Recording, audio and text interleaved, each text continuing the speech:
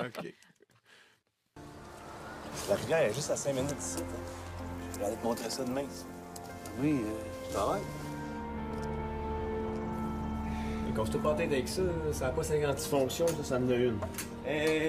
Non, mais il faut qu'il y ait l'alarme pour que ça s'active, ça, là. En plus, ça prend 2 clés.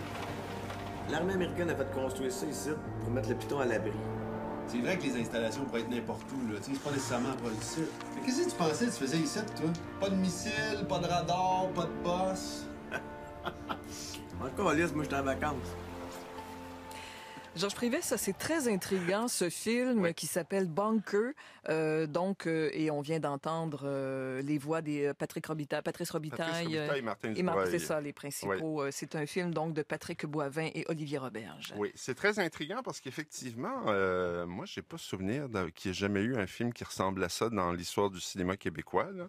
Faut dire que c'est l'histoire de 2 soldats, Tremblay et Gagnon, joués par Martin Dubreuil et Patrice Robitaille, qui doivent demeurer 6 mois dans un bunker situé au nord du Québec. C'est une job périodique. À tous les 6 mois, on relaye le tandem. Et leur mission, c'est tout simplement d'attendre au cas où il y aurait un voyant rouge qui commencerait à s'illuminer, leur ordonnant d'envoyer un missile sur l'Union soviétique. Donc, c'est des gars qui sont, 25 ans après la guerre froide, c'est une mission qui n'a pas d'allure, ils le savent, ils se demandent si c'est une plaisanterie ou une erreur administrative ou une punition pour quelque chose qu'ils ont fait. Mais ils acceptent donc la job, qui a donc quelque chose d'improbable et d'un peu kafkaïen, parce que c'est d'attendre en attendant qu'il se passe quelque chose. Et à un moment donné, la sonnerie va résonner. Si je gâche rien en disant ça, on le voit dans la bande-annonce. Oui, absolument, oui. Et donc, c'est un film qui pose la question, bon, d'entrée de jeu, on a 2 soldats très différents. Tremblay, qui est joué par Martin Dubreuil, c'est le bon vivant, qui fait, comme on l'entend, comme si c'était des vacances payées. Et puis Gagnon, Patrice Robitaille, c'est l'introspectif, taciturne, très by the book, qui obéit au règlement. Alors, qu'est-ce qui va se passer quand ces 2 gars-là vont devoir travailler en tandem? Parce que le principe des clés pour partir le missile, c'est qu'elles doivent être actionnées simultanément par 2 hommes. C'est toute la question du film, qui devient vite une réflexion sur la responsabilité individuelle face aux ordres. Est-ce qu'on doit absolument obéir aux ordres? Quel est le prix humain si on obéit aux ordres et quel est le prix humain pour l'individu qui choisit de ne pas obéir, en fait, qui choisit d'obéir ou de ne pas obéir. C'est vraiment intéressant. C'est vraiment intéressant. Est-ce que c'est réussi comme film? Pour moi, c'est vraiment réussi. Ah oui. Je vous dirais que c'est réussi pour plusieurs raisons. D'abord, la singularité de l'objet. Je trouve que ça fait du bien dans le cinéma québécois d'avoir un objet aussi singulier. Aussi parce que ça a été fait pour une bouchée de pain. Le film a un budget de 365 000 quand on sait ce que c'est, là, un film indépendant québécois, d'habitude, il coûte 1 200 000. Donc, c'est nettement en dessous de la norme et ça ne se sent jamais. Quand on voit le film, on se dit pas, c'est un film qui a été fait avec un budget modique. Chapeau aux producteurs d'être arrivé à relever le défi. Ils n'ont pas eu d'argent de la Sodec. Ils ont dû faire ça avec une bourse de téléfilm et des services techniques. D'être juste arrivé à le faire et à le faire aussi bien. La photo de Steve Asselin est remarquable. Et aussi, il faut parler du travail des acteurs. Ils sont tous les 2 formidables. Il y a un niveau de vérisimilitude, de naturalisme, de vraisemblance rarement atteint dans le cinéma québécois. On croit à ces 2 gars-là. C'est surtout, il faut le dire, le show de Martin Dubreuil, parce que Patrice Robitaille, son personnage est un peu le faire-valoir de l'autre qui est plus spectaculaire.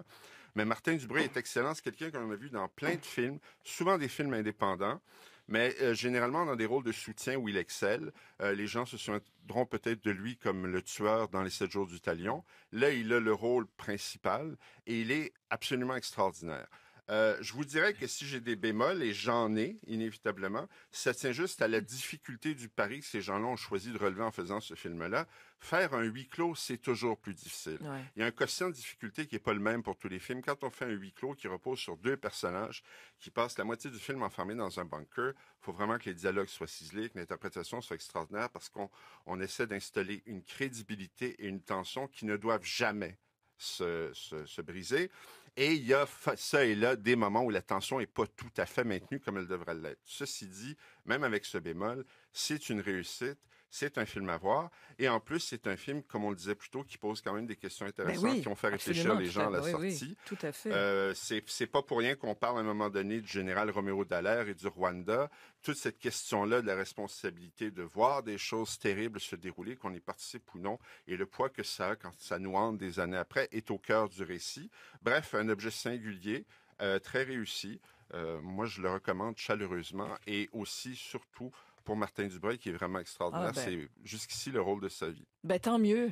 Vive les films québécois qu'on aime. Oui. Bunker, donc, de Patrick Boivin et Olivier Roberge. Bruno Pelletier, est-ce que vous avez le temps? Vous allez pas mal au cinéma voir, entre autres, des films québécois? Oui, Oui. oui, bien sûr. Oui. Puis quand j'ai pas le temps, je les loue en vidéo, Oui, c'est puis je ça. les regarde, oui, bien Donc, sûr. ça, c'est le genre de choses qui pourraient vous intéresser. Oui, ça me fait penser un peu à peut-être, je sais pas, souvent ce type de film est tiré de pièces de théâtre. Oui. Ça Oui. pourrait être, oui, Ah, ça tout pourrait. à fait. hein, Puis ouais. c'est un côté théâtre de l'absurde, parce que Ouais. t'as deux personnages pris dans un lieu avec une mission qui se dit ça se peut pas. Pourquoi à 25 ans après la guerre froide? Donc oui, ça se prête tout à fait au théâtre. Puis en Ceci cinéma, dit- c'est pas toujours aussi évident. Non, C'est pas toujours non. aussi, Et ceci dit, c'est quand même aéré parce que bon, et ça c'est le côté québécois, la mission à un moment donné, ça devient un trip de pêche. Les gars ils disent, on nous appellera jamais, alors sortent du bunker, ils vont à la pêche, quand la neige tombe, ils s'amusent dehors. C'est pas étouffant, mais il y a une tension graduellement qui monte, et quand ça explose, ça devient particulièrement intéressant. Ben, on va aller voir ça, Bunker.